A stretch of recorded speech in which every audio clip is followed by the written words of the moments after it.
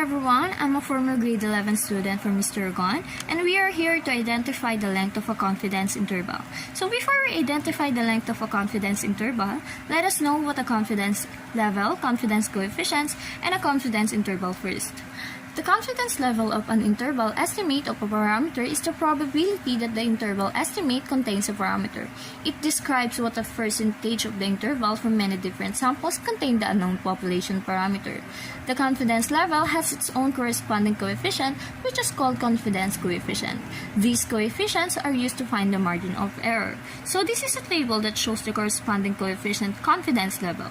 The upper part is called confidence level. As you can see, we converted the confidence level percent into a decimal form. And the lower part, obviously, the corresponding confidence coefficient.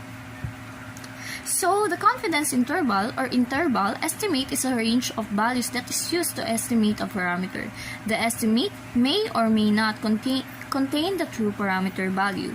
So, this is the form we must use, or we write it in this form where the population mean is greater than the lower limit but less than the upper limit.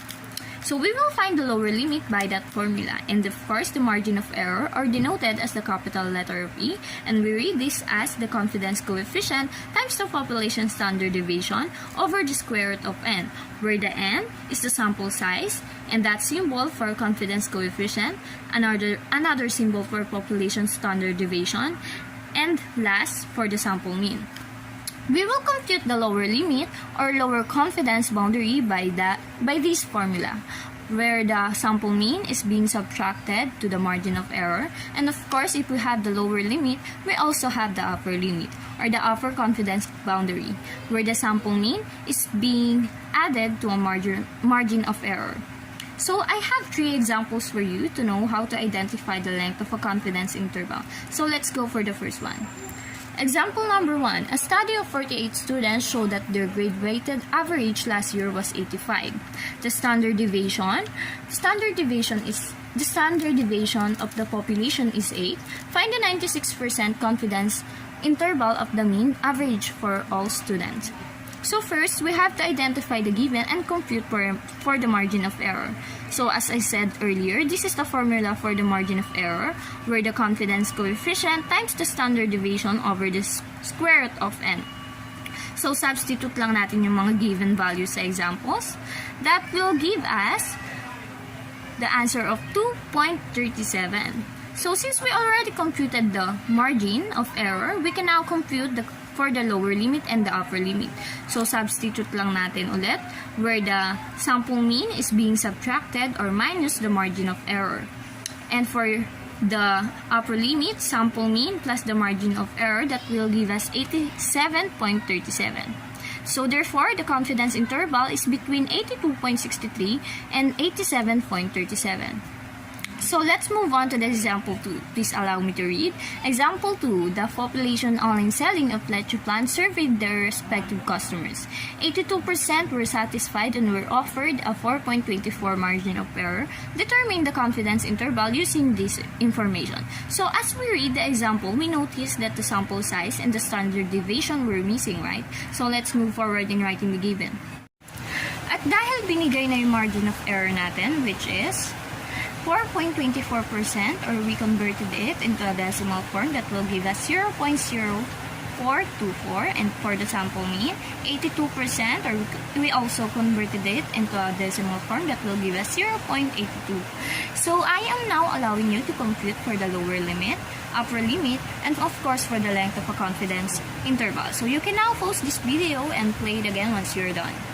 So I guess you're done, so let's reveal the answer. Again, dahil binigay na siya, it is now easier for us to find the lower limit and the upper limit. So again, sample mean minus the margin of error, that will give us 0.776. And for the upper limit, which is sample mean plus the margin of error, that will give us 0.8624. So therefore, the confidence interval is between 0.776 to 0.8624, or we can convert it into a percent form. So let's move on to the last example, which is example number 3.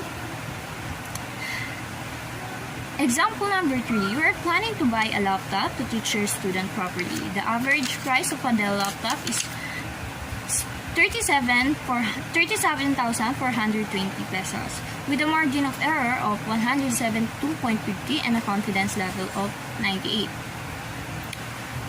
Please allow me to annotate.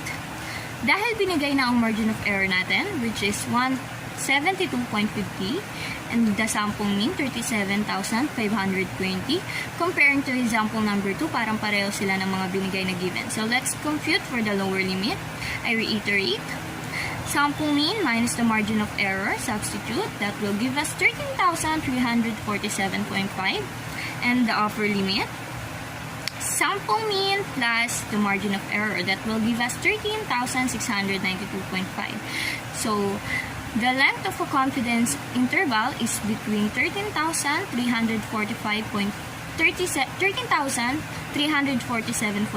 to 13,692.5. So if you got the same answer, then great job. Yeah.